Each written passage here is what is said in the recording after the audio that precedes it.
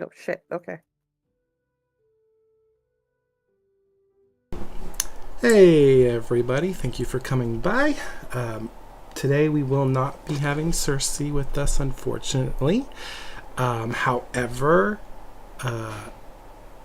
we will be having myself, Thyra, and Tony's going to be rejoining us again, so awesome. And we're going to just be talking about PvP and PvE content this time around. We're going to probably be staying away from the whole RP and story elements.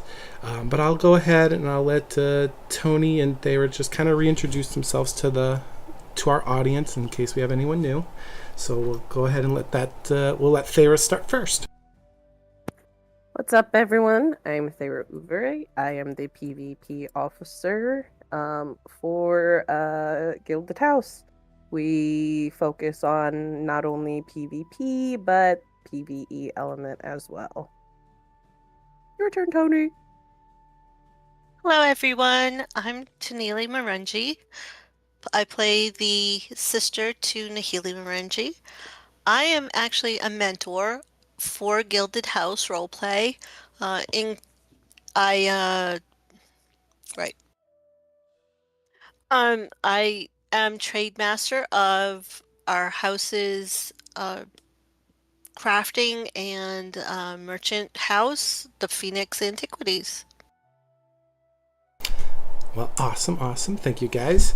And I'm just going to jump right into it. I think we all know who each other are, and most of the people who are watching us tonight probably already know who we are as well, I hope.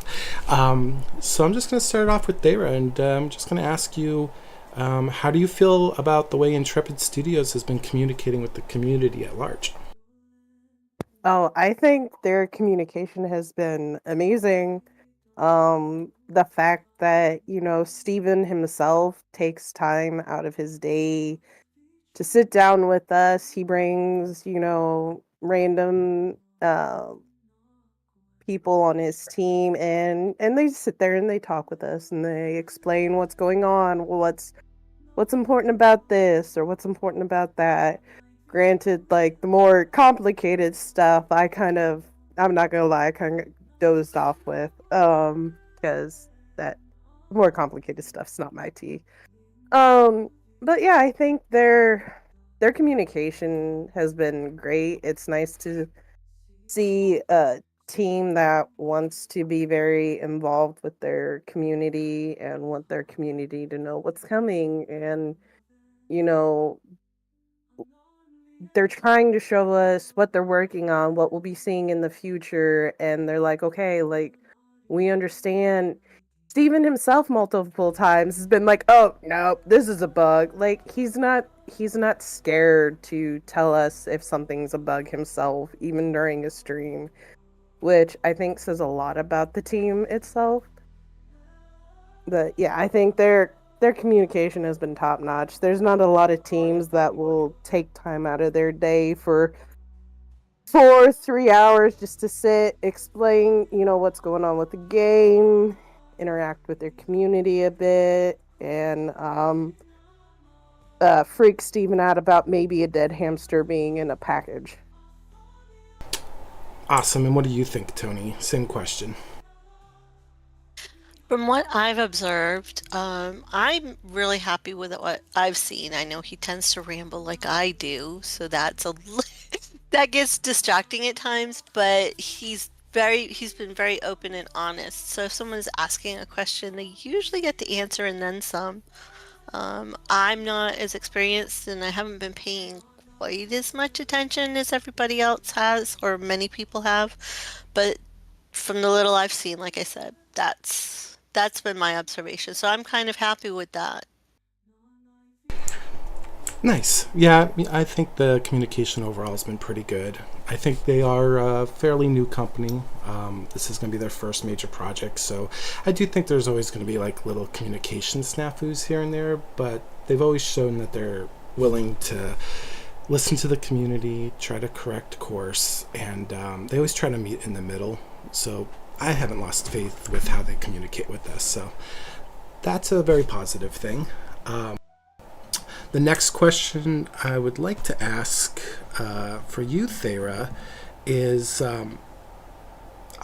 do you think player feedback is going to be implemented well during Alpha 2? And if so, what do you hope that you're going to be able to focus on as a PvP, PvE centric person on on feedback, specifically involving those like mechanics and stuff? Oh, I 100% think that they're going to take in what their player base is saying. Um, Steven has said it over and over again, like, yeah, they're creating a game, but they're creating it from the standpoint of, them looking into a game and wanting to play. And it's very refreshing to hear because you don't hear that a lot, I think, especially when, people are, spending years on making games. It's not from the standpoint of, am I gonna eventually play this game? Most of the time, I feel like it's okay, cash grab time. What's gonna give us the most money? While I understand money is important for the development of the game, um, I do think a lot of player input is going to be looked at very closely, especially during Alpha 2, because, like, it's the testing phase, and, if something doesn't work, then something doesn't work, right? And what if, this one skill is ridiculously OP, or this one build is ridiculously OP? I understand, like, there's going to be 50 million builds out there, but there has to be a good balance between them all. I mean, that's like, I forgot who it was, but they did have a spear in the game at one point, and the spear was so OP that they took it out of the game because it was just ridiculous. And the guy was like, yeah, like, I enjoyed the moment, but it kind of took away from the game. Which, that's amazing. I'm glad to hear that the team understands that there needs to be a good balance between everything, especially in a PvP game. Because if there isn't that balance there and players are telling you or asking you to look into something, I mean, it could also just be, gear and all that fun stuff, but if something is OP and they're looking into it, I think that's amazing. Oh, what was the second part of the question? Uh, we could just keep it to the first. I think this is kind of one of those topics that you don't want to just like wrap around over and over again, right? So Yeah. I just wanted like a general vibe on what you guys think about the feedback and. Okay. Yeah, I think especially during Alpha 2, um, a lot of the feedback is going to be very, very closely watched. Um, I'm hoping. I'm hoping. Don't let me down, Steven and Intrepid. Don't do it. But, I mean, at the end of the day, if the game's gonna succeed, it's because, Intrepid listened to his player base, right? I mean, look at PAX Day. We gave PAX Day a good try, a real good try. And we turned in feedback, and I mean, they're not even paying attention to a lot of the issues that it has, right? So now like, how many people are on a day? Like 300? That's not good. Instead, they're focusing on things that don't even matter at this point because, I mean, there's no PvP when they said there's PvP. Players have asked about multiple things, and they just kind of seem to let it, go on the back burner, essentially. Awesome. Yeah, I'll just move right on to the next question because Adelbert there actually asked a good question for PvP.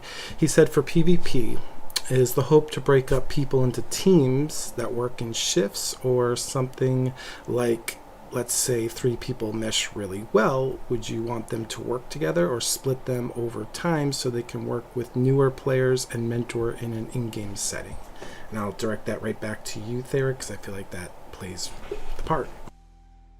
I mean, for me, like, especially PvP wise, if there is a group that works together amazingly well, that's great.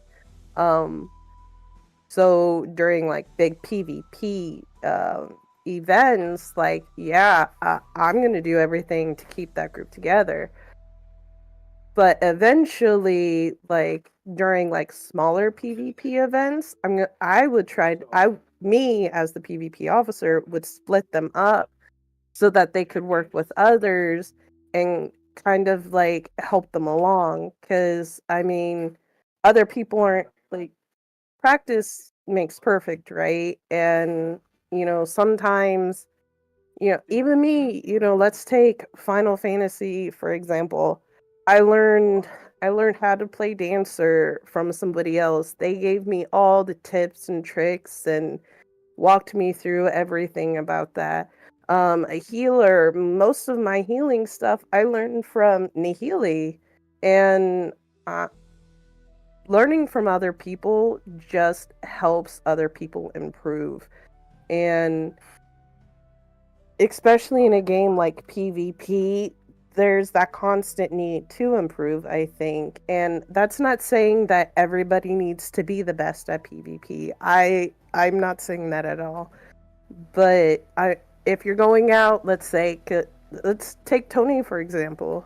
Um, Tony's going out and she's trying to gather things, and each time she keeps getting ganked. I mean, of course, I'm gonna rush out to Tony's aid. A hot split in a hurry. Like, I will be there.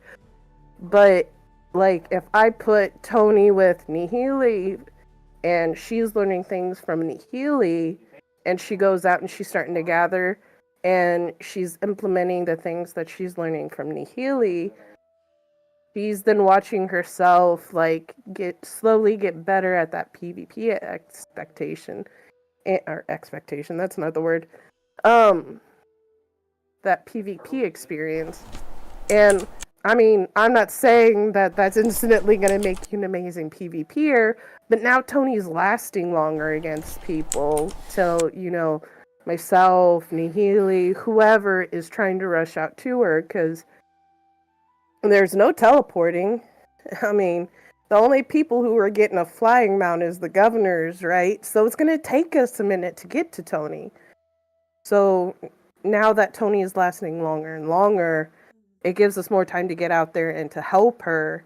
And that also helps, Tony grow that confidence, like, going from that, oh, I can't PvP, or I'm not really good at PvP, to I'm not that bad actually. So yeah, splitting up that group during like the smaller PvP events is something that I would aim for. But for like things like node wars and whatnot, if you're owning it, you're owning it. And during node wars and stuff, we kind of need people to own it. May I interject a little bit here? Yeah, Go for it. I was going to ask. Sure. I think by breaking them up too, what that does is that helps us round ourselves out as well. Like you said, I'd be learning from Nahele on how to PvP, but I'd also be learning from you from when you come out and help me. Or I can learn from someone else that's good in PvPing, and I can take perhaps learn things that I wouldn't have otherwise and to tailor them for myself. And I think that's a good thing for those that want that opportunity as well. Well, that too, and like again, Final Fantasy, because all three of us play Final Fantasy, right? Um, you know, what's the damn name of the skill? There's a skill that Tony recently was like, I haven't been using it. But I was like, yeah, no, use it, because Nahele, who's a healer a lot of the times in Final Fantasy, like a lot of his focus is on the tank, keeping the tank up so the tank can keep aggro. So if we as the DPS can pop this skill that I wish I could remember the name of, uh, Bloodbath. yes, it was Bloodbath. Like, pop Bloodbath. It's gonna help heal you as you attack. It allows Ryslo to give more focus on the tank, or it gives him more time to focus on DPSing. Like, there are times like a lot of overlooked skills, like a PvPer would be like, "Hey, use this skill." A lot of the time, it gets overlooked, but it's actually a very useful skill, and you never know what you can learn from someone else. Exactly. Or like how long it took us to realize using arm's length helps Yeah, slow down groups. Another wonderful thing. So if we hadn't been working with other people, we probably wouldn't have either known it or taken even longer to figure this out. exactly, and that's like dancer. I learned that if two dancers put dance partner on each other, it stacks. Um, but you can't stack dance partner on other DPS. Like, I learned that from someone else. I didn't learn that by myself. My ass was given friggin' dance partner to the tank if there was another dancer in the party. Right. And same here. It's like you have to learn by trial and error on some things, but it's really nice when you have other people around that know and can give you other input Yep. so that you can use that better yourself. And as long as they're not doing it to the point where it's like, well, I told you this, you have to use it. And if you don't, they get offended.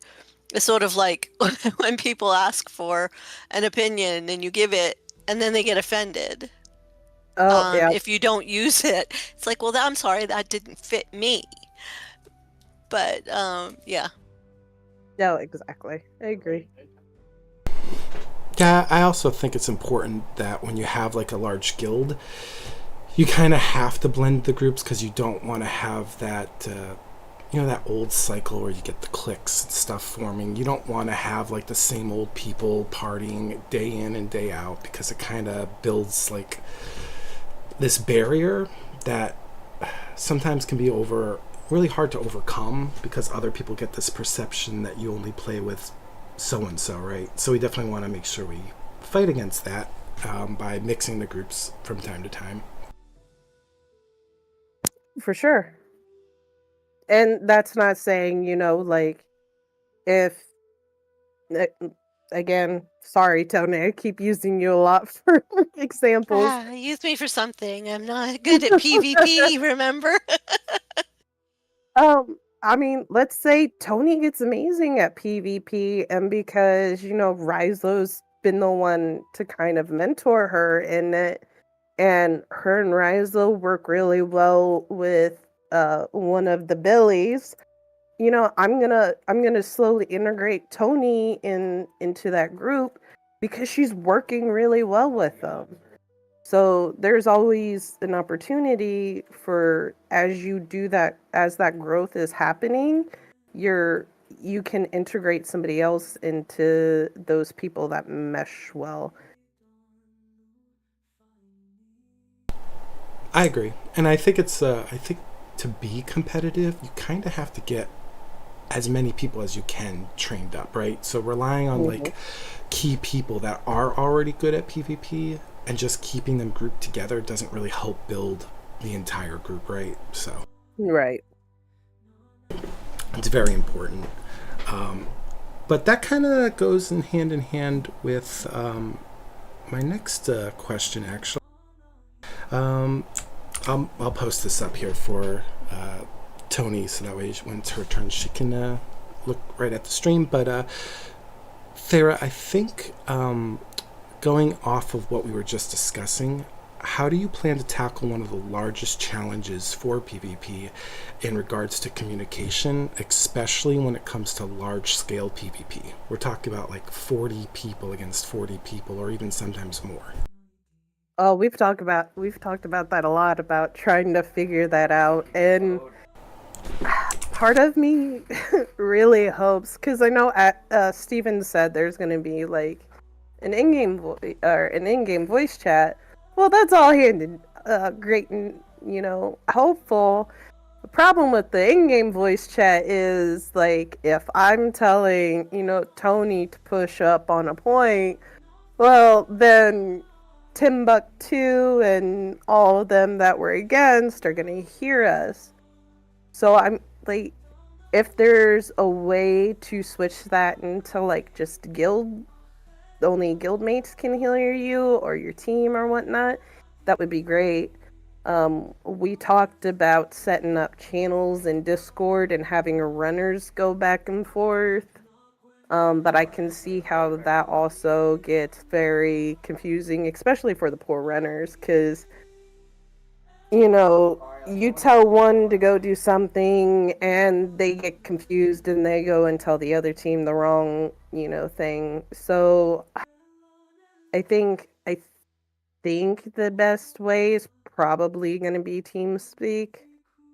I really wish that we had like a thing like Hell Let Loose has, where like the commander can talk to the team leads, and the team leads pass that down to their group. That would be amazing. That would make things so much easier. Um, but I guess at this point it's just a matter of waiting to see what the game gives, or getting ready to set up channels in Discord, see how that works. We could do like a mock PvP um, team, split the guild up between teams and see how well the runners work that way. Or we're just gonna have to go old school and go to TeamSpeak and go through there. It's definitely gonna be. I think it's definitely gonna be one of those trial and error kind of things to set up. Sorry, excuse me. Um, because we don't have a lot of information about how the voice chat in game is gonna work. I'm not gonna sit there and make call outs for the enemy to hear, because that just makes no sense.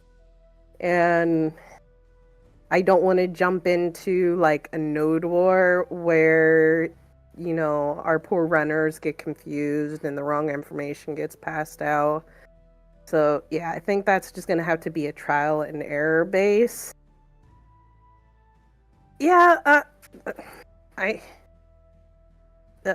sorry. I will. Yeah, I know a lot. I'm looking at N7's comment, like the com rules. And I was thinking about that too. Set up the com rules for the leaders and whatnot. But then, let's. Nothing's off the table yet. Let's say. Let's just say. It's just going to be a trial and error. If we can do well with the com rules in Discord, that would be amazing, because who wants to download TeamSpeak? Let's be honest. I will say this though before any more comments are made. I do know that Steven did suggest, and you can read this in the Wikipedia too, that they have set up, that they may also have in-game comms where you'll have a raid set up, and you as the raid leader will be able to talk in between parties, just like in TeamSpeak where you had the comms talking between like the party leaders. So that is something that they had mentioned. You can read more about that on the Wikipedia, but is that something you would also be open to testing, trying? For sure. Yeah, I would 100% be down to testing and trying. Um, I must have missed that stream or overlooked it. But yeah, no, I would be down to give that a try. I know a lot of in-game voice chats are very crappy for the most part, and considering that, someone like myself, like I'm half deaf. So I I I'm trying to find a good medium to where like everybody can hear everybody clearly. So if everybody can hear everybody clearly in the in-game one, that would be amazing.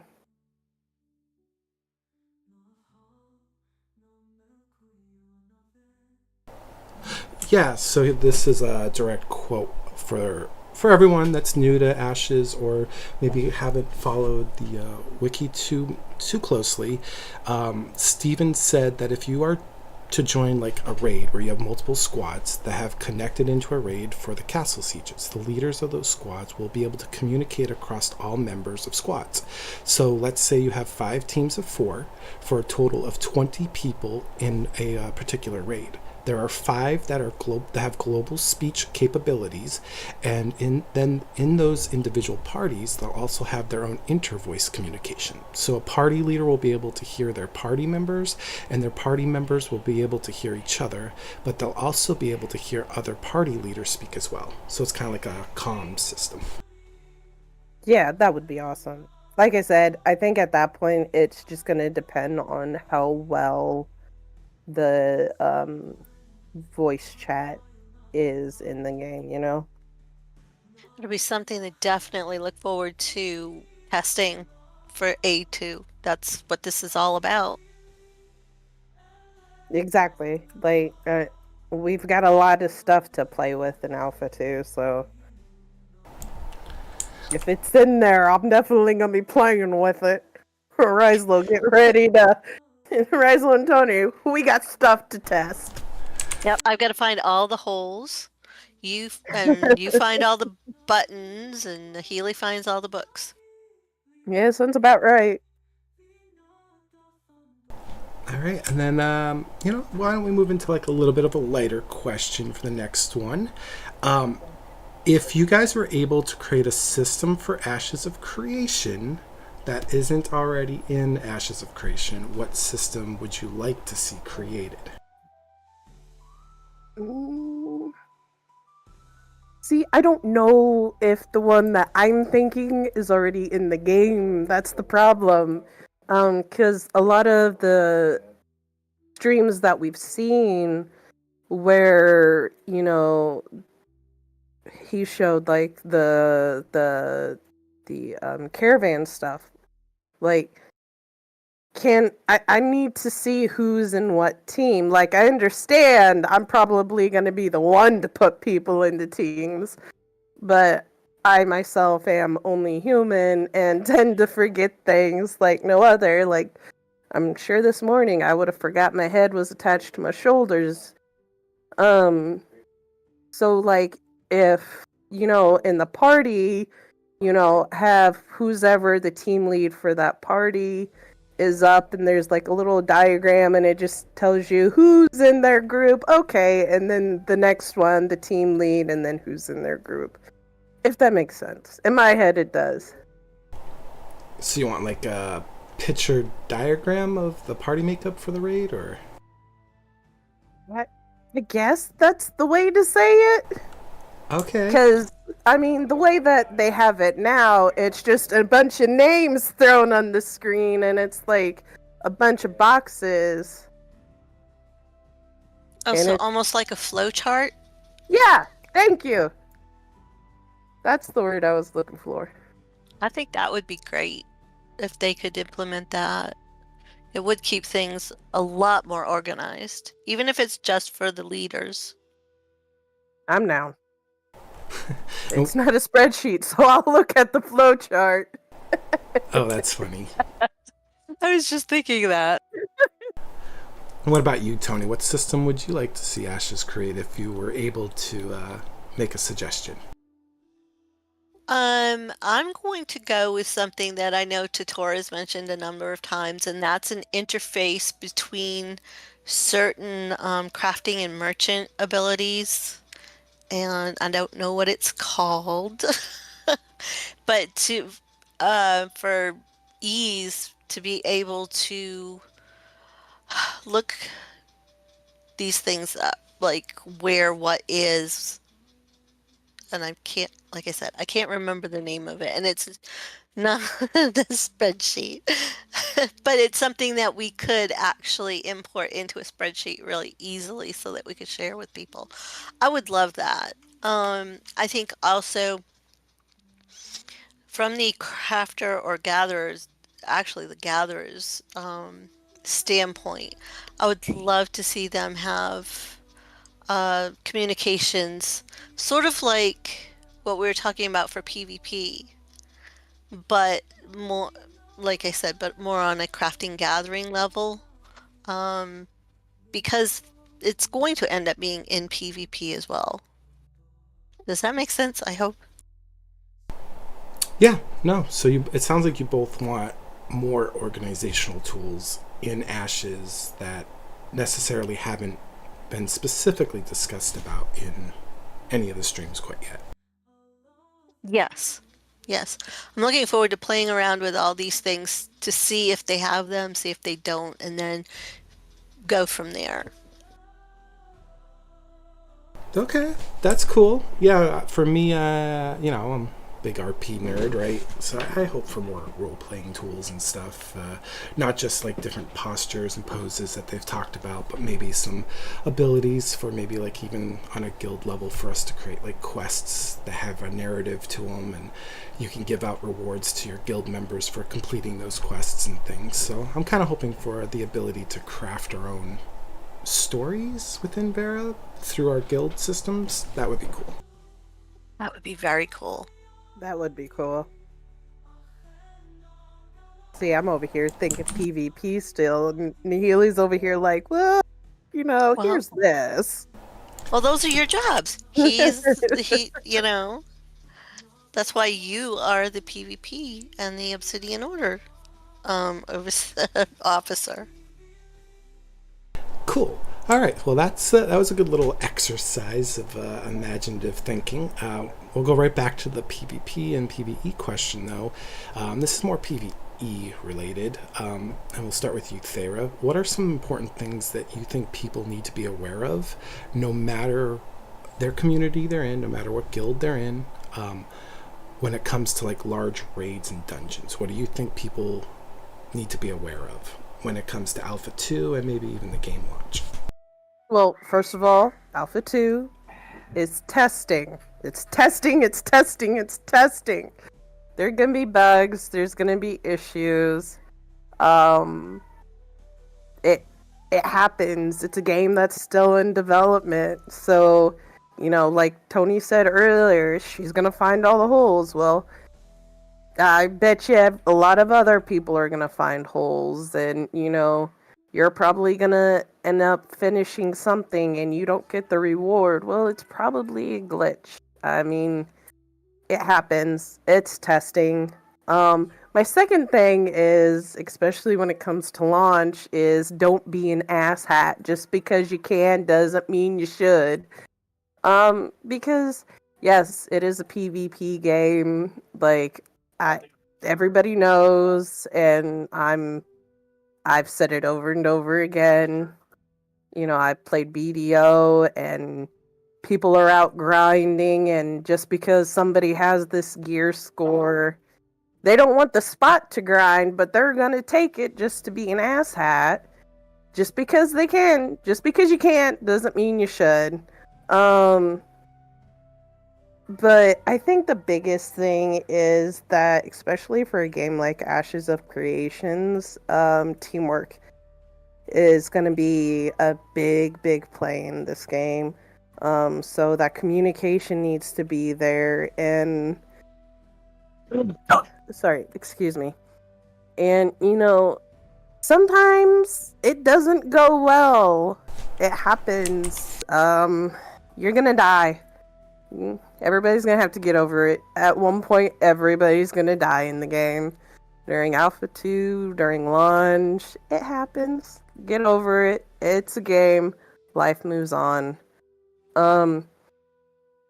Especially in large raids and dungeons, like the communication and that teamwork, is going to be very important. Especially when you're going into dungeons, because it's an open dungeon. It's not just your group in there, right? There's other people from other guilds that are in there. And I mean, if they attack us, you better bet that, especially if I'm in there, we're gonna attack you right back. There's no going back at that point. If we die, if we lose, it happens. Like, I'm not gonna be upset about it. Nobody should be upset about it. It's gonna suck. It's gonna suck big time.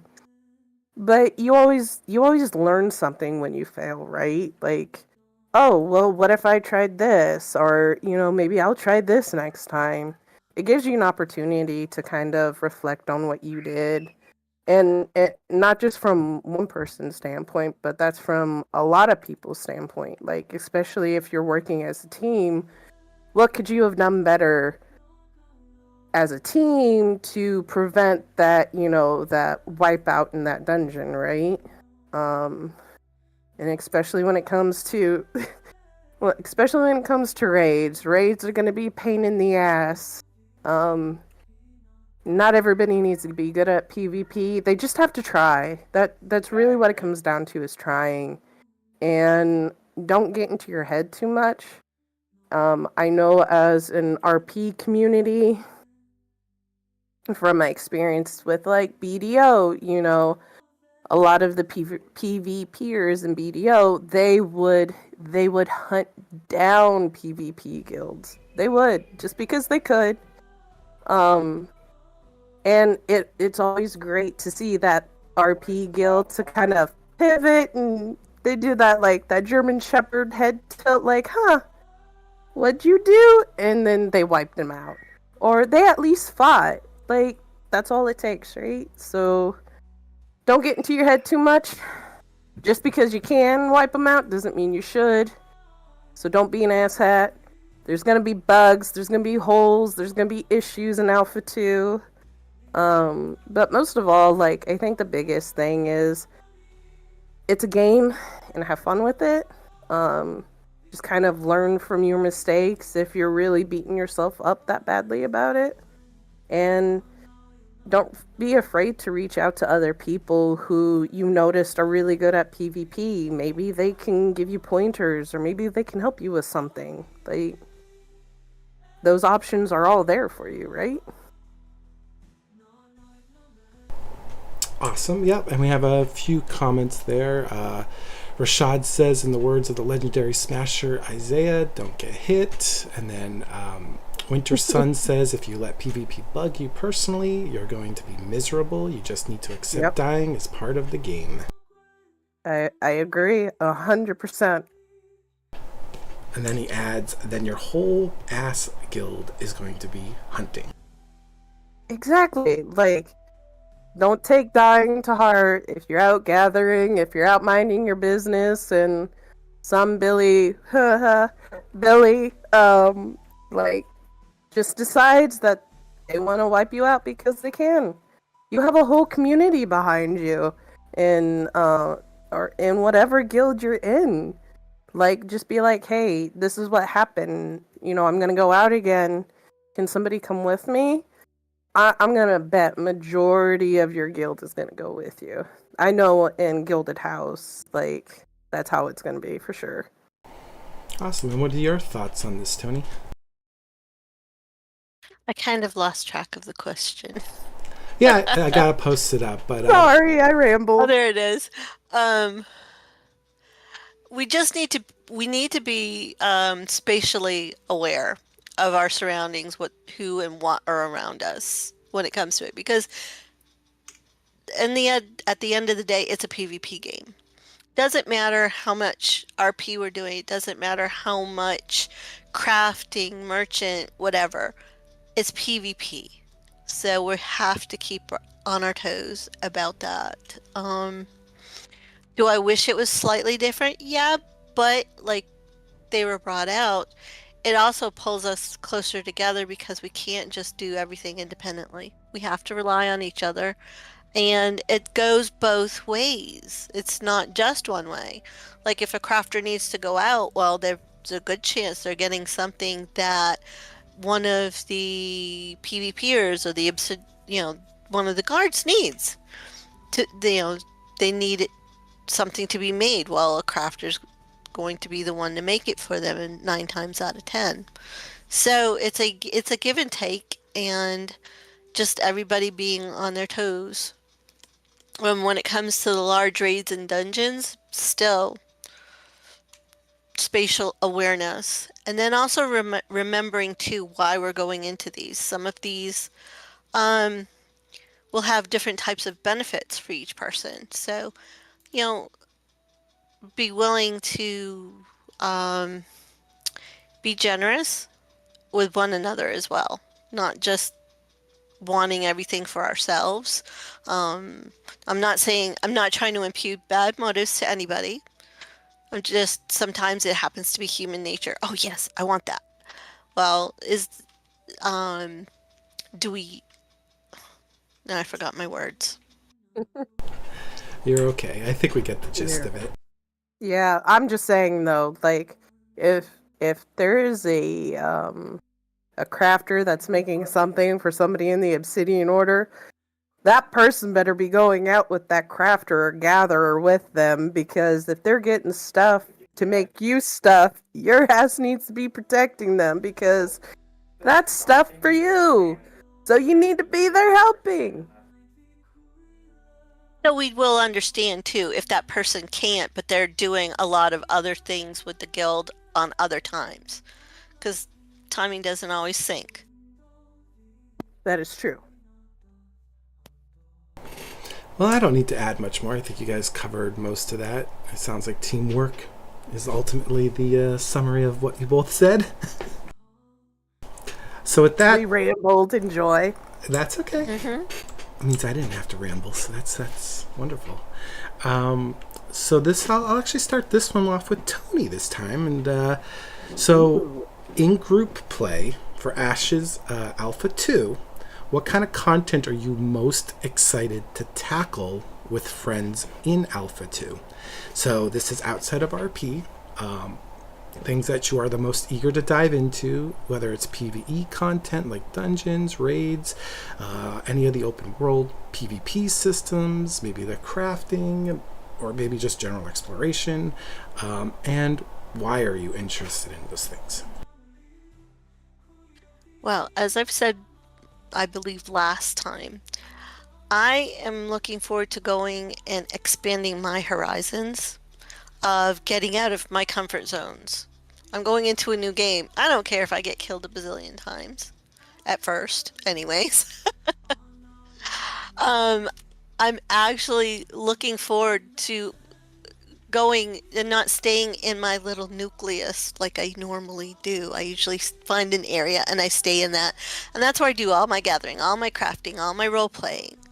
But I don't want to do that. I want to go out. I want to explore. I want to get into PvE with the groups that are going more. And literally, I'm looking forward to the PvP. I that's way out of my little box, and I I'm excited for it, honestly. So I don't know if I answered much. I'm hoping they might have some fishing that we can do in rivers. So gathering type things. We'll check out and see how the hunting's going to work. All these various, just there's just so much. I can't say it all. Awesome. And what about yourself, Thyra? I mean, outside of PvP, of course, I want to do all or RP. I want to do all the PvP and the PvE stuff. But I think more importantly, like I, my most excited thing is to kind of see how the PvP within our community, Gilded House, works. Because everybody has a different PvP style. Some are a little bit more cautious, and they play more guarded. There's a bunch of shields. There's all the buffs, or and then there's the other people who, like myself, are just like, screw it, let's go, and just charge forward. Um, and it's just very interesting because I think you learn a lot about people within your community, about how they PvP. And I look forward to, just working together as a community. Because I know, especially Gilded House, the only game that we've kind of seemed to had a few other people join us in is Final Fantasy. And while I love playing with Lies and Rose, I want to get to know everybody else. And Ashes being that connecting point, that's how, we're going to get to know everybody else, right? Because, I understand that not everybody wants to sit in voice chat and listen to us talk about Final Fantasy and blah, blah, blah, blah, blah. I get that. Like, there are times when it's like, am I feeling voice chat for Final Fantasy and some of the random stuff? Yeah. But it's just a matter of getting to know people and watching how they PvP, or like no, shots were not fired. Um like in Final Fantasy, the the memories that we have, or I mean, it's a memory, but it's a recent one where, you're going up Kugani Tower on the jump puzzle and you're doing laps around me, and here I am frustrated and cursing at a make believe building as you're standing above me, like, go, Thyra! Go! Woo! And it's so frustrating, but it's amazing memories that we've made, right? And yeah, I agree with you, Nithram. I myself have had a lot of bad memories when it comes to Final Fantasy. Um, it took guilt tripping from Nahele to get me to go back to Final Fantasy. But ever since, like, we've distanced ourselves from the RP community in Final Fantasy, I've had nothing but a blast in it.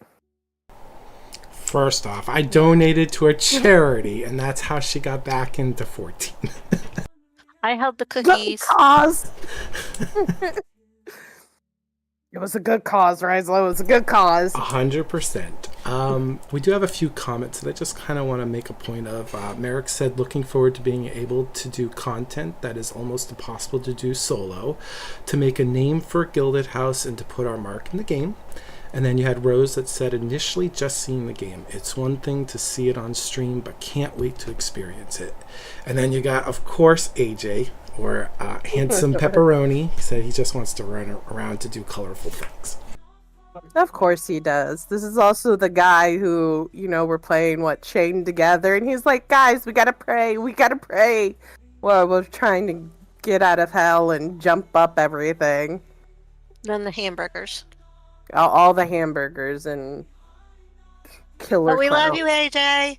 We do love you, AJ. You are a character in yourself.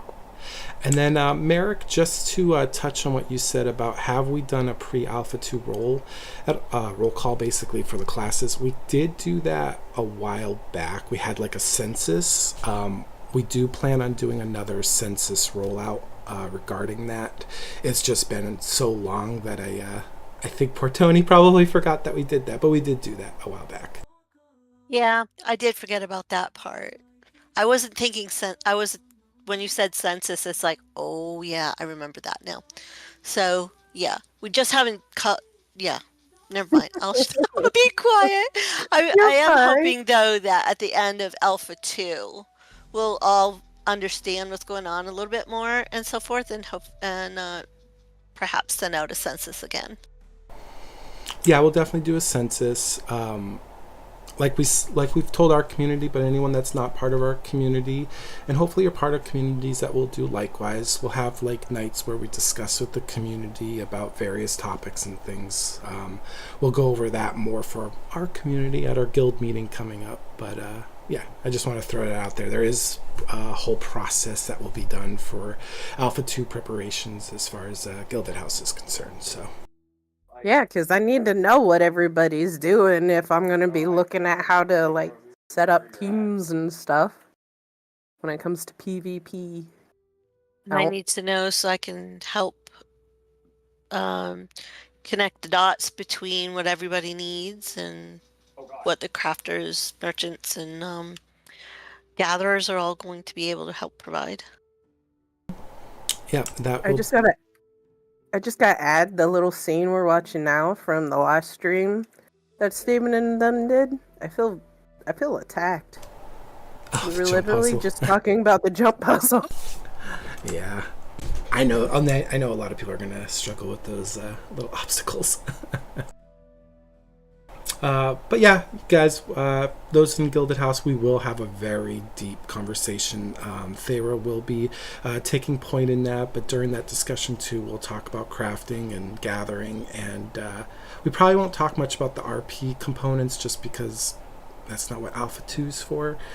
So those who can participate in that, we encourage you to do so. We hope other communities out there, if you're not part of our community listening in, I hope you're doing that as well. So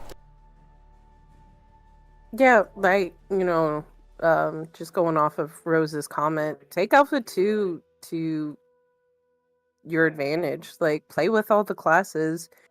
If I know it sucks, sometimes you're like, you have your heart set on this one class, but it just feels a bit janky to you. Like, don't be afraid to kind of play with the other classes and see what are out there. I'm not saying not play the class that you want. I'm just saying that sometimes, I know, especially for someone like myself, that when I look at classes and what I want to play, it all depends on how it feels to me. Like, does it flow well? Does something not seem right? And you're just like, I don't know if this is going to work for me, kind of thing. that's fair. And I would say, just kind of like a general rule of thumb, when you have like a wipe, I think that plays very well with what Rose is saying, is when you have a wipe, try a different avenue of a class that you want to play. Like, if you built your fighter a certain way with skills, maybe try a different skill road to see if that works better. Use the Alpha 2 to kind of like explore when we have those wipes to restart some of like your trees and stuff, especially if you're focused on like, this is the role I want to play, this is the class I want to play, so now I'm going to utilize this time to like maybe find an optimization that works for me. So you can do that too, because I know a lot of us like support classes like me, and others like DPS classes like Thyra, and then you have another DPSer here, Tony, so plenty of opportunities. Use Alpha 2 to your advantage. Absolutely. Yep. And it goes for everything, not just classes and subclasses. It goes for, like, a lot of people like to craft. I mean, they're not necessarily going to be in Phoenix, but they like to craft or gather or all those other things. Try those out too. Feel the different ones out. See how that works with you. That's the biggest thing is why are we going to play a game? We're going to play a game to have fun and to be a friendly unit basically, or a family without being a family. And now's the time. And for those of you that aren't part of A2, we'll be streaming, I believe, right, Nahele? Yeah, we'll be streaming Saturdays and Sundays during Alpha 2 weekends. And before I continue more, I just want to touch on some of the comments that I see here. Let's see. It looks like Nithram says, yep, cleric, of course. Have some good practice in already. I think that was a hint at something there. Rose said, I'll try Bard first. Want to try other classes during Alpha 2. And then you had Adelbert or Brecker himself say, yeah, like real talk, I've only ever done casters in most RPGs and MMORPGs, and I feel like I need a break. The streak. So please, Alpha 2, help me break that streak. Let's see, what else? Did I miss anything else? Yep, and then and then Rashad, who is Black Lumen, said, team wipes, bringing me back to rating and 100 plus wipe bosses. Good times, patient testing times, but memories and team picture afterwards was always worth it. And then Rose also said, yes, it's good to understand other classes, and it's something I don't often do, but I have to, and I feel like it helps me play my main class better in a group in PvP. Great comments, guys. I 100% agree. So we'll move into our next question here, which actually I think kind of plays in not just for our community, but I think for a lot of communities at large. And I'll start with you this time, Thera. How do you plan to keep new players engaged in Alpha 2 within our community? Within our community, well, I'm gonna drag him to do all the stuff with me. I mean, again, this is a game that is all about teamwork. I mean, you're not gonna be able to solo things. Let's just be honest. Like watching some of this stuff, you're not gonna be able to solo things. So yeah, like drag him to do stuff with me, or with whatever group I'm going with. It's never fun to play a game when you're doing it by yourself. Um, and again, I know I keep going back to Final Fantasy. Like, I tried Final Fantasy like 3 times before I found Nahele and Tony, and joining the guild that we were in there made Final Fantasy so much better. So yeah, it's just getting them involved into doing stuff, doing the PvP, the PvE content, into Node Wars, or don't even try Adelbert. Go ahead, try soloing things. We'll see your dead body laying on the floor later. Um, sorry, excuse me. Doing caravans, like it's just about getting them out there and showing them that, hey, you don't have to play this game alone, because playing with other people is always makes a game better. I mean, granted, there are a bunch of solo games out there, let's be honest, but especially with MMOs and games like Ashes of Creations, Final Fantasy, um the BDO, like whatever. It was always better when I was with a group that played. And I think that's the biggest point about keeping new players engaged enough to, and even, when the game launches, is like make sure that they don't feel like cast out or cast aside, like they're kind of left out in the loop, and they don't know anyone. That's great. Let's break all those barriers down. I don't mind taking a sledgehammer to that and just destroying it. Like, let's go. You're coming with me. You don't know me. That's fine. Welcome to the guild. Let's go. We're gonna go do this thing. Um,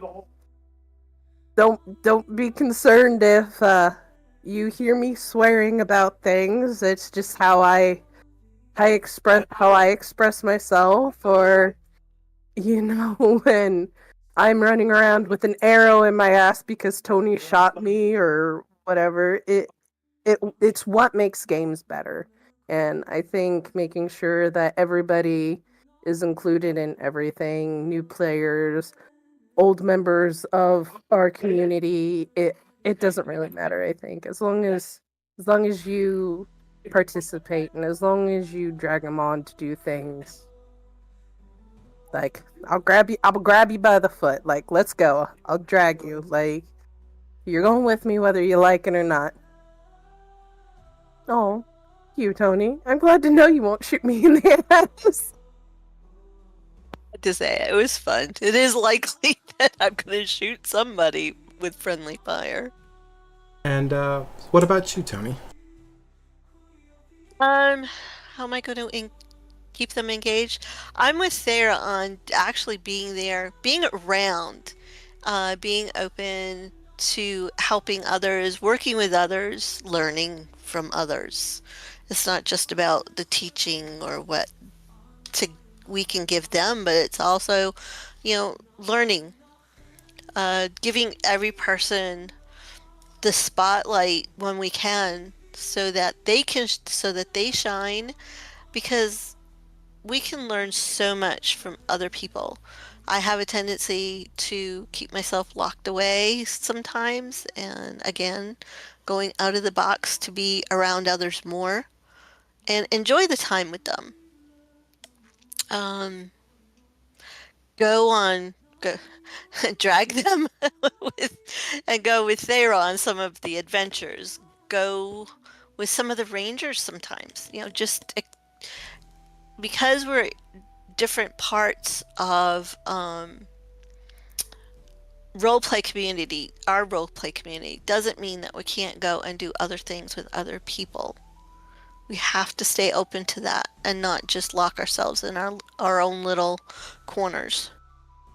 And to Black Lumen, no, frick, sorry. Um, Words are hard today, apparently. Even going out to do stuff, like I'm a person that, I don't have to go with the same people all the time. Like I'd rather not, like, going to do dungeons and raids and whatever, with people. I'm down to go with anybody who wants to go, right? So, if there's a team member who can't be online, that isn't going to stop me from taking people out to do other stuff. Even if it's just, me grabbing, the new person and one other person, and the others want to go do something else, that's great. I still want to spend time and get to know the new person. Hold on, I'm reading over your thing. I like the point that was brought out about, well, say you only have 30 minutes and you're there in game, but to do stuff by yourself. So I believe that's a lot of it, is how is that going to make them feel relevant? Well, I think at that point, like, if solo that feels relevant, I mean, if you want to go and do something solo, that's perfectly fine. Like, everybody's always allowed to say no. Like, I'm not going to sit there and dog you about doing something, especially if you only have so much time. Like, you have 30 minutes, you hopped on to play a little bit before you go to work, or you hopped on to play a little bit before you go to bed. I get that, There's all kinds of things, like there's the crafting and there's the gathering, and I don't know content that you can do by yourself yet, because the team hasn't really shown us much outside of like the gathering and crafting that you could do by yourself. At least not that I can remember. But even just crafting, like if you just jump on to craft something, like, and you're donating it to the guild, I don't think people understand how important donating to the guild is. Even if it's just like, you made this piece of armor just to level something up, throw it in the guild bank. You never know who's going to need that piece of armor. Let's say, myself, and I'm being stupid for some reason. There's not a lot of quests that they've showed Yeehaw. So, have to kind of be careful with that. Yeah, I mean, I could touch on Rashad's comment there a little bit. That's Black Lumen. There will be, like, you probably will have time to do maybe, like, the board quests that they showed where you can pick up, like, commissions and stuff to help out the node that you're in and do things like that for your time. But I don't think you're going to be able to do, like, the dungeons or anything like that because they're open world. So you definitely will require, like, a group to go into there. It won't be like Final Fantasy or WoW where they have, like, I want to say like a duty finder where you can just click on a button and it auto assigns you to players. It won't have that type of feature in Ashes. So you're definitely going to have to rely on your guildmates like Thyra and Tony and others to do those content if they're on at the time. But otherwise you might get stuck just, helping out the node or maybe doing small things that the guild needs. I think that's a way that the game probably will respect your time, but the group stuff certainly will be time consuming. As far as, I mean, as much as we know, like the Tower of Carfin, for example, is a great example because that is a multiple floor dungeon and that's going to probably require like an hour or two of dedication. So and stuff like that are going to take like hours of time and dedication. Like even before we'd go in, I in our community, for those of us that aren't in our community, I'm definitely gonna put out like an announcement like a week before. That way people, they can kind of figure out if they can fit in that into their schedule or whatnot. Because I know for myself, like last minute big stuff kind of irks me. So it's like, okay, I'd rather people, know in advance, kind of gauge if they can fit that in. And sometimes it's more than likely going to be like, hey, let's do Tower of Carfin. What days and what times work best for everybody, and kind of gauge from there on when we're going to go in. So that way, those that can't, while it sucks, it doesn't mean that eventually we're never going to do, Tower of Carfin again, right?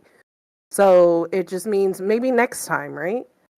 And even if it's like, hey, I missed out on doing Tower of Carfin, okay, great. So tell me what your schedule's like. When can you do Tower of Carfin or one of the other dungeons? Like when when can you dedicate, that 2 3 hours? And that'll be the day and time that I would throw up in, announcements or an event, and see who all can join on that day. I'd like to also mention that if even if you come on and it's just for 30 minutes, check and see who else is around and available. I mean, I know myself, if I'm in the middle of doing some crafting or whatever, I'm going to be willing to try to help whoever is on for the small things as well as the big things. And I'm sure there's going to be others that can help hop in for to do whatever 30 minutes to make it even more enjoyable and productive for you. Yeah, and Black Lumen actually says, great answer. Thanks for the clarity. Glad to know there will be ways to contribute even on a limited timeline. From personal experience for themselves, raiding in dungeons are a blast, but sometimes it's equally fun to just hop on and RP at the local tavern for an hour.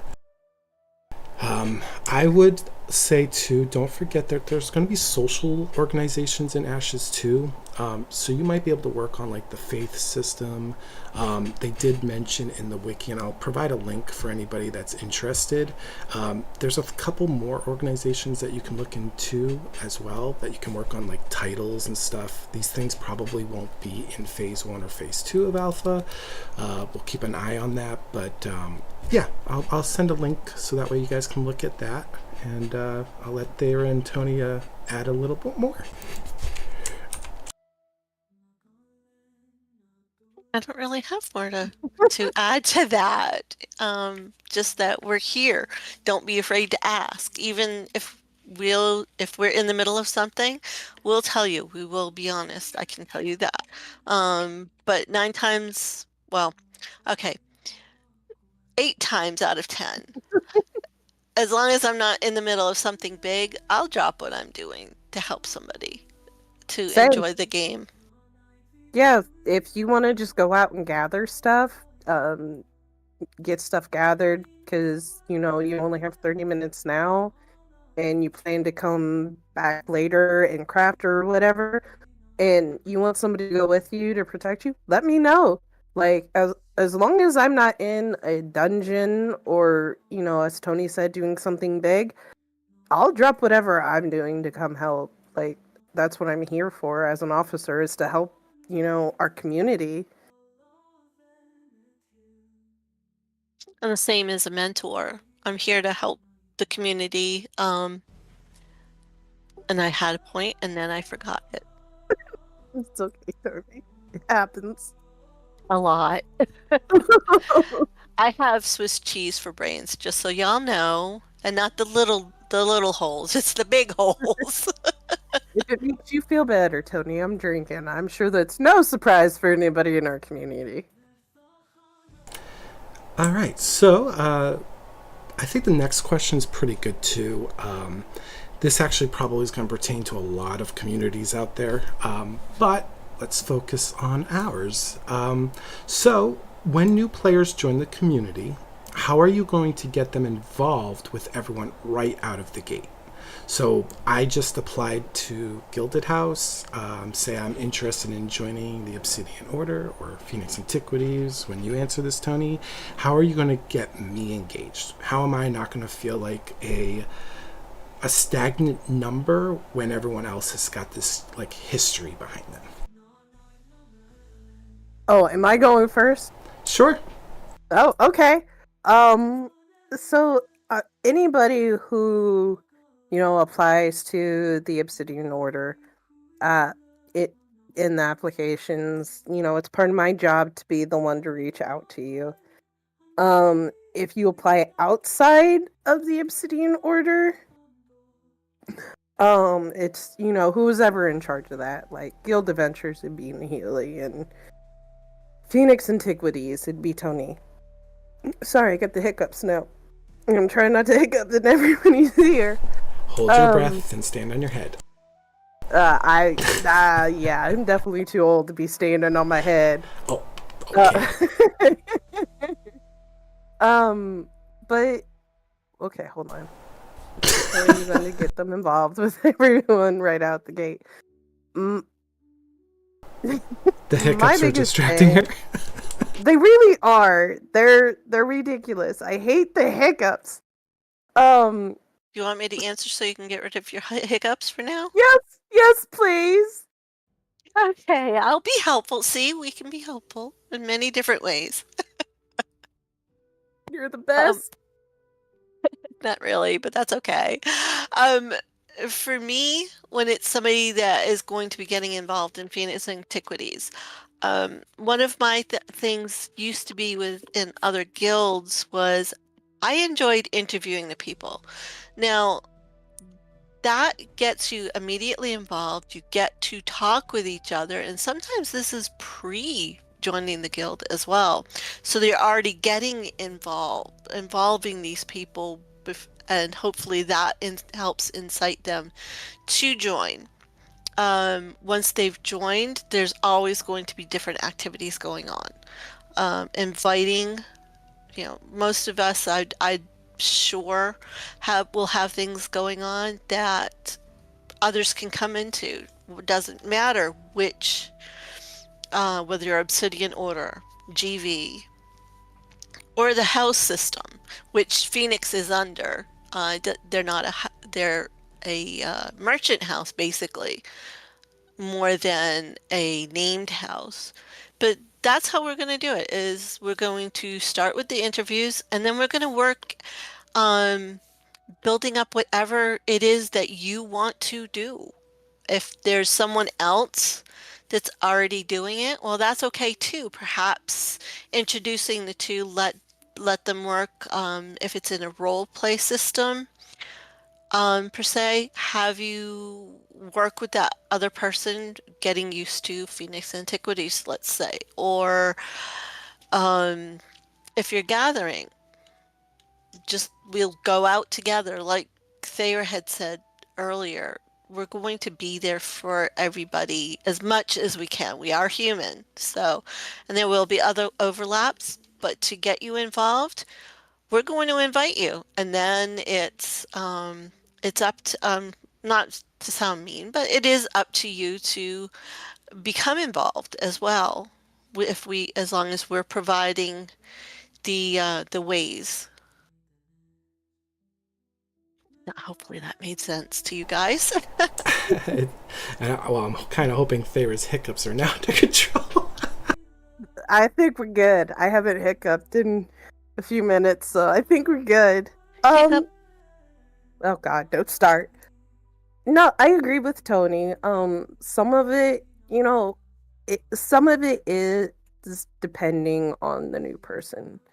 So, you know, Obsidian Order, Guild Adventures, Phoenix Antiquities, House System, like in game, outside of RP, none of that really matters. Um, and that's not stopping you from doing, PvE and PvP. Definitely not. It's not stopping you from crafting or gathering or, Tony chasing mushrooms because she wants it to be a pet. Um, it's not stopping you from doing anything. So I I, I'm always down to invite people, outside of Nihili and Tony and others to go out and do stuff like, hey, do you need armor? Do you, what weapon are you trying to get, or what class are you kind of playing with? What are you thinking to go as your archetype? Like, you know, I want you to succeed, and I can only help and I can only involve you in the community as much as you're willing to, right? But I'm always going to be there to kind of like give that little nudge, like, hey, Nihili's off is about to go off to do this. Um, I know you were talking about how you're interested in lore in Ashes. Maybe you should go and kind of poke Nihili, or do you want me to poke Nihili for you?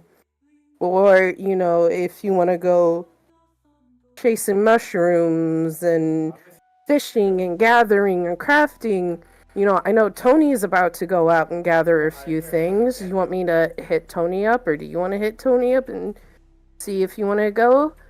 Like, I understand that some people, because there are times, surprisingly, for some, I'm sure, where when I join a community, I kind of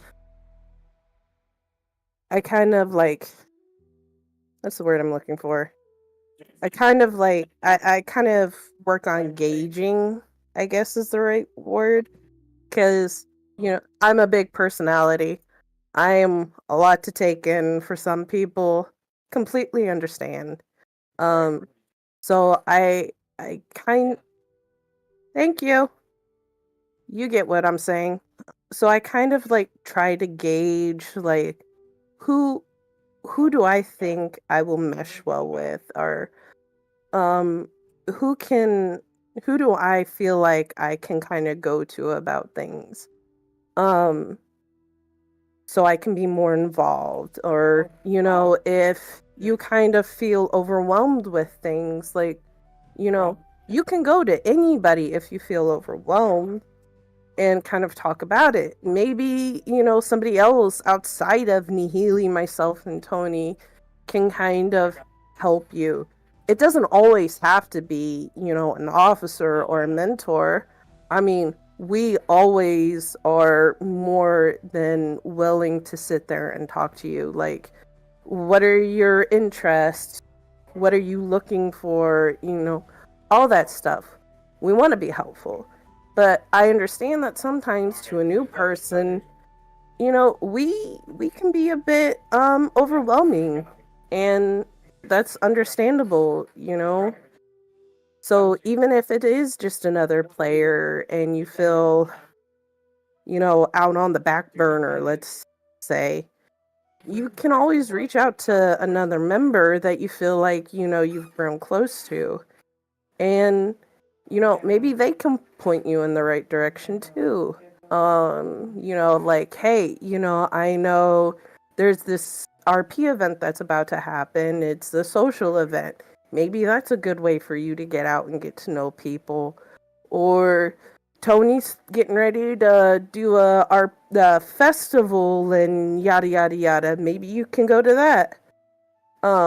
So, you know, there's so much that I understand a new player coming into a community such as ourselves. It can be overwhelming and you can feel like you're out on the back burner. But we never want anybody to feel like that, because it gets lonely, and we never want people to feel lonely. We don't ever want people to feel left out. And that makes the game that kind of makes the game kind of suck, let's be honest. So, reach out to an officer, a mentor, somebody in the community that you've kind of gotten to know. Kind of be like, hey, I don't know how to get out there and kind of meet other people, or you're scared, or you're kind of guarded in a sense, or you have social anxiety. Like, I have social anxiety, believe it or not. um and it is a bit overwhelming, but at some point you kind of have to muster up that kind of courage at times, especially, like, let's say your friend isn't around, or none of us are around, which is very rare. Let's just be honest. Or we don't answer your message right away. Like, it takes a lot, and I understand it does.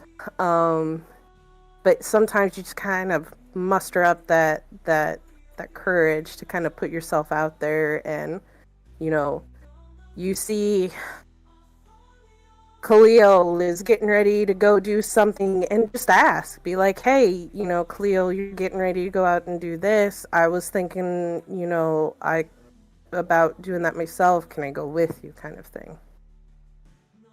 Sorry, I rambled a lot. That's okay. Yeah, I mean, for me, the initial interactions will be we're going to have an initial interview. We'll just, talk out of character. And if you're a role player joining us, because not everyone that joins Gilded House will necessarily be a role player, if you are a role player too, we'll set up in-character meetings as well as the out-of-character discussion, because we really do want to get to know you. But what's more important too, you'll find out in each of our organizations within Gilded House, we'll have individuals who we consider like veteran members who will also be responsible for making contact with new members and whatnot. It is important just to touch on like what Thyra and Tony said, that we intermingle everyone together. So anytime we have an event, if you're not part of Guild Adventures or Obsidian Order or Phoenix Antiquities, you're more than welcome to join any of those events. That's very important to us, that everyone feels welcome to join what they feel comfortable joining, whether it's an RP event, whether it's a content event. We want everyone to feel like they're part of a team. I do want to touch on some of the comments that were said, though. Tony said welcoming personalities is what she looks for. Rose said yes, she agrees with Tony. Nithram, he said, organize an uprising of. That word means working class. I am not even going to try to say it. I think he purposely did that. And then Black Lumen said, for himself, quality, for a management and investment perspective of the leadership team. Guilds and communities are oftentimes top-down, driven by leaders who invest their personal time and resources into establishing great events for players. I love a leadership team dedicated to creating content and opportunities for involvement, even if I'm not directly a participant. And you can see that often in Gilded House. A lot of our events, I'll run an event, or they will run an event, and our characters aren't the center of the stage. A lot of our story RPs right now are focused on you guys. Obviously, there's a greater narrative being told on Synctus, but that'll be a common thread. Any time a GM's running an event, it should never be focused on the GM, unless, of course, it's a personal thing that you're running that's not an official event. If you, Black Lumen, or Rashad, decide that you want to run a personal thing, go for it. Those are things that people agree to join you on that personal level. But anything officially run by Gilded House will always have everybody in mind. It won't be about specific leaders or anything like that. It might involve like Guild Adventures or the Houses or Obsidian Order or Phoenix, and etc., but you should never feel like a prop in your own community. And that is certainly something that we're striving to create at Gilded House. And for the most part, a lot of the communities out there in Ashes, they're trying to do that too. I can't speak on their behalves, of course, but I know for the most part, a lot of them are really trying to create a welcoming space, especially in the RP community. So yeah, I just want to throw that out there that, hey, Ashes is going to be a very community driven game, and I think any community that's like that, where it's top heavy, I think they're going to have problems, because you have to work as a team, and you always have to build up new members so that way they can replace the older members that may eventually get burnt out on the game. You never know, so you always kind of have to prepare for the future.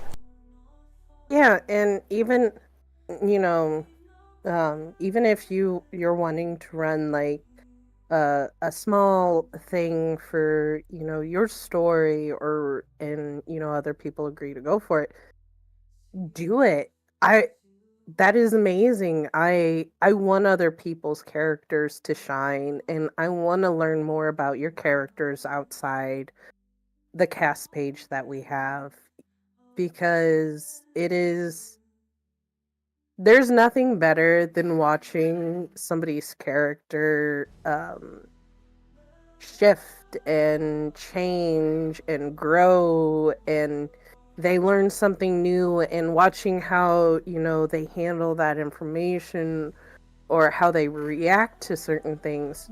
So if you want to run something with you and your friends, do it. Like, I hope I get the chance to be there for sure, because it is always amazing to watch it grow. Mithram.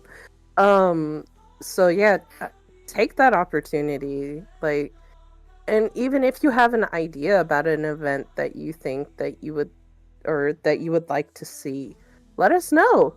Like, talk to Nahele, myself, Tony, Cersei. You, we will sit there, we will talk it out, and we'll plan an event. Like, there's nothing wrong with ideas from outside us. It's a community, and while we may be the officers, we're here for you. We want you guys to shine and grow, and yeah. We actually invite um, ideas for stories too, because sometimes it does get tiring being the one to always come up with stories. Nahele is the one that comes up with most of them. Well, Nahele and Thyra. I'm not good at that. But that being said, um, the outside ideas help us also. Sometimes it gives us a different slant or a different look at something from another perspective, and that's not you. Very rarely is that a negative. Fogley gives some beer steins, a little cheer. Dimmer, which is Nithram, says, I'm having a Mulan-esque training sequence RP with Marie. That's one of our RP threads right now in Gilded House. Yeehaw says, you two are hilarious at Nithram. I'm assuming he's talking about that thread. And then Rashad, who is Black Lumen, says, count me in. I volunteer to get whacked with a quarterstaff. Yeah, Nithram, I seen that thing, and I was gonna post, and then I seen that was closed, and I was like, oh. Well, you can always come to the gardens where we're reconstructing it and get hit by a rock by Marie. I mean, that might happen. I think Tony would be very upset with how they relax in the gardening aspect. Well, no. See, a lot of people aren't there for that, believe it or not. I'm actually starting a new idea because of this, because of Marie and shoot. And one of our newer members, and I'm sorry I forget your name right offhand. Breeze's alt. We're going to be starting like almost like a little in-house security type thing that doesn't impose on the Rangers or Obsidian Order. Ooh, that'll be fun to read. And Winter just said, in response to Rashad, that's a weird kink. Getting hit by the quarterstaff. Awesome. Well, I think we're going to start wrapping up. So with that said, what should our silly question be to wrap us up? We'll take Ooh. suggestions in chat too. What's your favorite flavor of Jello? Oh, I think Or we could try better. well, what is your favorite Halloween candy as a child when you'd go There you trick or go. treating?